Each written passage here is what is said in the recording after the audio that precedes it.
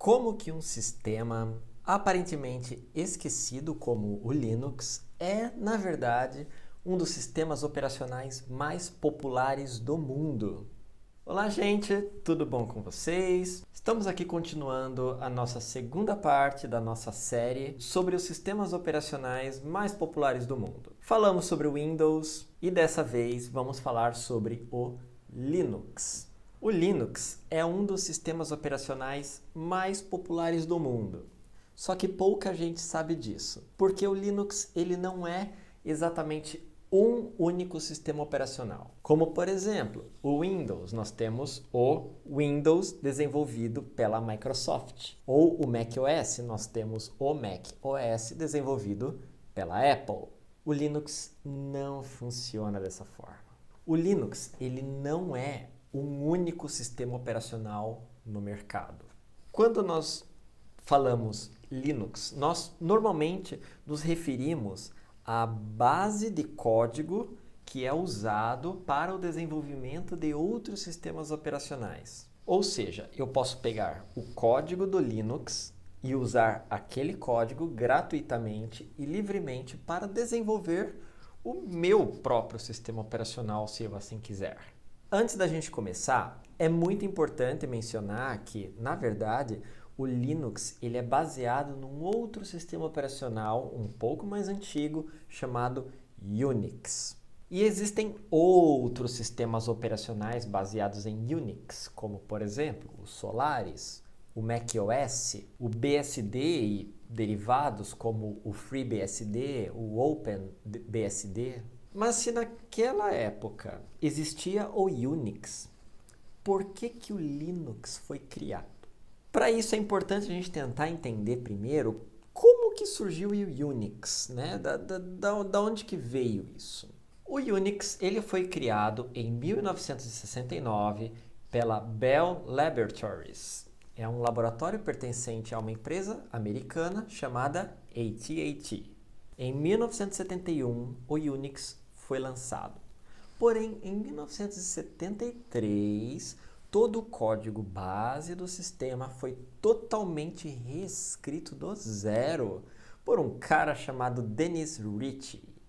Dennis Ritchie reescreveu todo o código do sistema usando uma linguagem chamada C. A linguagem C é uma das maiores inovações e revoluções da história da computação. Porém, isso é assunto para uma outra aula.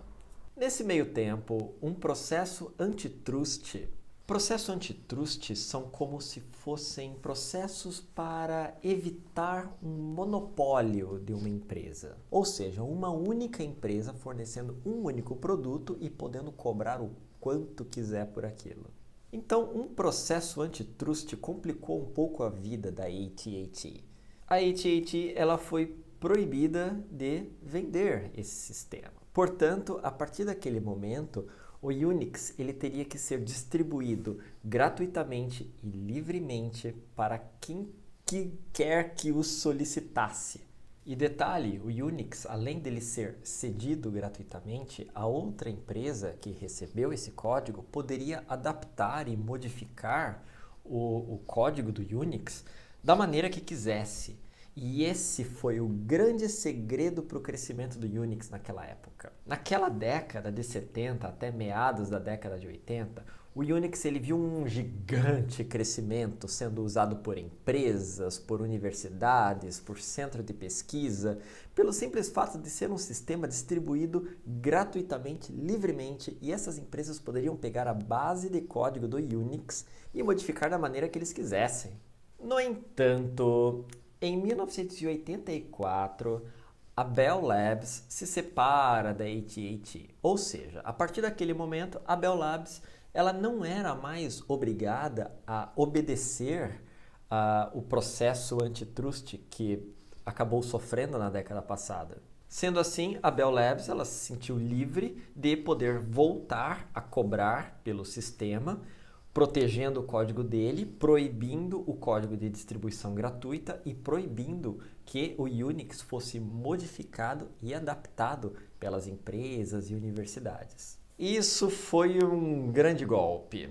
Muita gente ficou infeliz com essa atitude. Então, eis que um cara chamado Richard Stallman, ele criou um projeto chamado GNU Project. O objetivo do GNU Project era criar um sistema que fosse totalmente compatível com Unix, com as vantagens de ser distribuído gratuitamente, e as empresas e universidades teriam direito de modificar e adaptar o sistema da maneira como bem quisesse. Ou seja, basicamente o GNU Project ele queria meio que voltar ali aos velhos tempos de distribuição gratuita do Unix. Por isso, Stallman criou a chamada Free Software Foundation, ou Fundação do Software Livre. E também acabou criando aí licenças de software gratuitas e criando espécies de contratos, né, para a distribuição gratuita de software e inclusive liberando esses contratos de forma gratuita para que a comunidade, outros programadores também pudessem aderir a esse tipo de programa.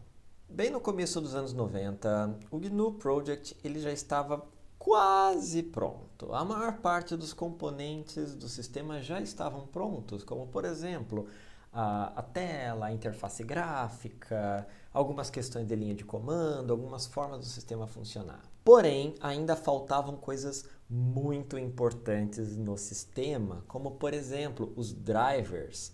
Os drivers são componentes que fazem o sistema se comunicar com o hardware do computador. Lembra da nossa aula de hardware? Ali a primeira aula que a gente teve foi sobre hardware. Essas grandes lacunas no projeto, no GNU Project, basicamente empacavam o sistema e impediam que esse sistema pudesse funcionar em vários computadores. Basicamente é um sistema que estava numa fase eterna de desenvolvimento. Nesse meio tempo, em 1991, também era desenvolvido um outro sistema baseado em Unix.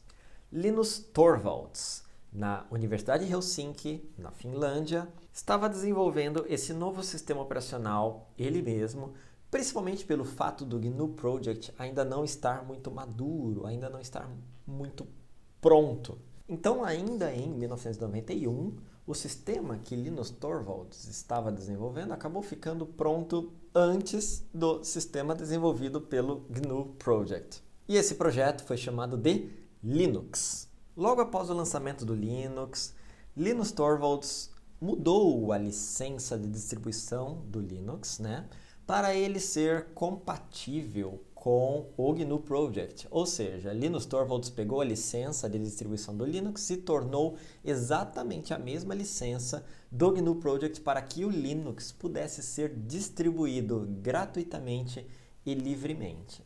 Não só distribuído gratuitamente e livremente, mas a licença do GNU Project também dava permissão para que empresas, universidades ou desenvolvedores individuais, né, pudessem pegar esse código do Linux e adaptar, e modificar, e incrementar da maneira como quisessem. Tudo isso sem sofrer nenhum tipo de penalidade por direitos autorais ou propriedade intelectual ou coisa do tipo.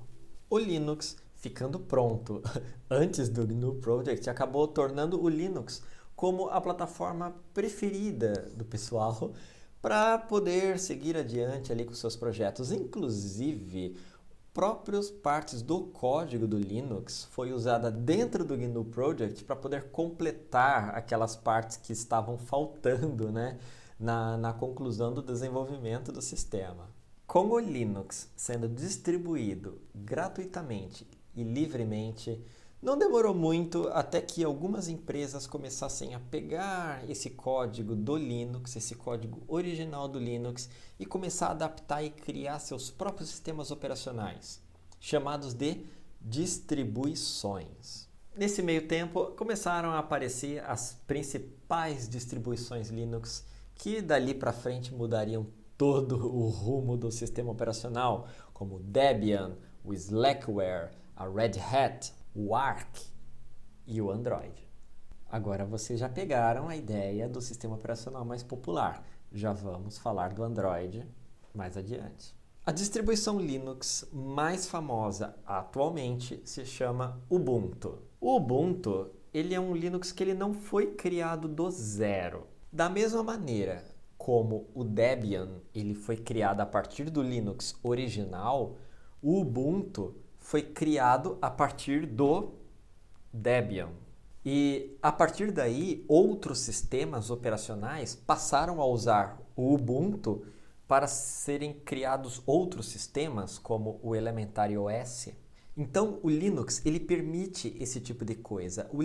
O tipo do licenciamento do Linux permite com que eu possa pegar um sistema que já existe e funciona e adaptar para o meu próprio gosto, para o meu próprio jeito, e outra pessoa pode pegar o meu sistema e adaptar para outras funções. Daquela lista dos principais sistemas operacionais, nós temos também a Red Hat. A Red Hat se tornou uma das maiores empresas de desenvolvimento de software Linux do mercado. A Red Hat ela pegou aquele código original do Linux e adaptou todo o sistema, todo o código do sistema para que fossem usados em servidores e em data centers. E como sempre acontece no mundo do Linux, o Red Hat deu origem a outros sistemas operacionais, como o Mandrake, em 1998, o Fedora, em 2003, e o CentOS, também em 2003. O Mandrake não existe mais, mas o Fedora e o CentOS ainda existem até hoje. Que, por sinal, vale a pena mencionar que o CentOS costuma ser usado em alguns servidores na internet para poder hospedar sites de internet. E aí nós chegamos ao Android. O Android ele foi tido como base o Linux original. Só que o Android ele foi um Linux que foi adaptado e projetado para rodar em celulares, em smartphones. Basicamente, o Android que vocês rodam nos celulares é uma versão do Linux. E existem bilhões de dispositivos Android ao redor do mundo. Daí vocês passam a entender do porquê o Linux é um dos sistemas operacionais mais populares do mundo, apesar de poucas pessoas saberem disso. O Android é uma versão do Linux. E, novamente, como acontece com qualquer distribuição Linux, o Android ele é distribuído gratuitamente e também outros projetos podem surgir ali derivados do Android, como por exemplo o CyanogenMod. Só que o CyanogenMod ele parou, o projeto foi interrompido há alguns anos atrás. Mas também, como acontece sempre no Linux, outros projetos foram derivados do CyanogenMod, como o CyanogenOS e o Lineage OS. Exceto o Android, voltando um pouco ali para os sistemas Linux que funcionam em notebooks e computadores, é interessante mencionar que cada versão do Linux, cada distribuição Linux pode ter a sua própria interface gráfica. E uma mesma distribuição Linux pode ter interfaces gráficas diferentes. Ou seja, ao contrário do que acontece no Windows, onde o sistema é totalmente atrelado com a interface gráfica, ou no macOS, onde o sistema operacional tem aquela mesma cara e é tudo muito junto, no Linux não acontece assim. A camada de hardware de sistema, de processador, de memória, de aplicativos, ela é totalmente separada da parte da interface gráfica. Ou seja, no Linux eu consigo mudar de interface gráfica como se fossem skins. São como se fossem skins que eu mudo de cor, mudo de estilo de botão, mudo de estilo de janela. É o mesmo sistema, só que eu consigo trocar de tipo de visualização, tipo de interface como se fossem skins. As interfaces mais populares para Linux se chamam GNOME e KDE. Além dessas duas interfaces, que são as mais conhecidas por serem uma das mais antigas, as mais consolidadas, as que são mais atualizadas até hoje, nós temos também algumas outras interfaces gráficas, como o Mate, o Cinnamon, o XFCE e o Pantheon. Que, por sinal, o Pantheon eu acho bem bonito, para falar a verdade. Por causa dessa flexibilidade, você pode ter, por exemplo, o Ubuntu, que roda a interface GNOME, você pode ter o Ubuntu que roda a interface KDE, você pode ter o Ubuntu que roda a interface Budgie ou a XFCE. Então você pode ter um mesmo sistema operacional que pode ter várias interfaces gráficas diferentes. ao contrário do Windows e ao contrário do macOS, que a gente vai ver na próxima aula, que são presos a uma mesma interface gráfica. O Linux ele é o sistema operacional mais popular em data centers e servidores em todo o mundo. 96,4% de todos os servidores do mundo rodam Linux. E não somente em computadores e notebooks e servidores, o Linux está presente também em relógios inteligentes, em casas inteligentes. O Linux está presente também em TVs, em consoles de videogame como o PS4, PS5. O software do módulo Dragon 2, que foi lançado pela SpaceX, né, há algumas semanas atrás aí, na verdade tudo aquilo lá, todo o software daquele módulo, ele roda uma versão modificada do Linux. Não somente o Linux se popularizou em todos os tipos de dispositivos possíveis, o Linux também trouxe uma revolução gigantesca para desenvolvimento de software. O Linux iniciou um movimento de software livre chamado de Open Source, onde softwares de computador são disponibilizados de forma gratuita para todos. E não somente o software é disponibilizado, mas todo o código do software que foi programado e digitado é disponibilizado gratuitamente e livremente para todos. Na última década, até empresas privadas que cobram caríssimos pelos seus softwares, como a Microsoft, se tornou uma grande adepta do open source, se tornou, na verdade, uma das maiores adeptas do open source, passando a disponibilizar gratuitamente na internet todo o código dos seus programas que antes eram protegidos e privados. Que revolução, hein? Hoje, na comunidade de desenvolvimento de software, a comunidade open source cresce cada vez mais. Softwares que antes eram pagos ou protegidos, hoje são open source.